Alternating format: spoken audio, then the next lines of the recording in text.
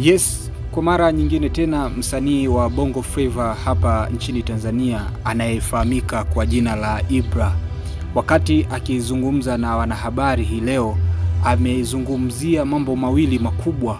Moja ni kuhusiana na msamaha ambao amemuomba aliyekuwa bosi wake ndani ya lebo ya Konde Gang ambaye anafahamika kwa jina la Harmonize. Ibra amethibitisha kuwa bila yeye Harmonize pengine asingekuwa miongoni mwa wasanii wakubwa hapa nchini Tanzania.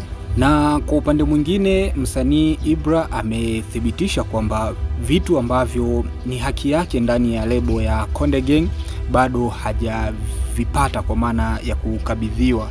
Sasa bado anasubiria ni namna gani ambavyo sheria inaweza ikawa upande wake ili apate kile ambacho anachostahiki kukipata kutoka katika record label hiyo ambayo alikuwa akifanyia kazi kipindi hichi tangu aanze muziki.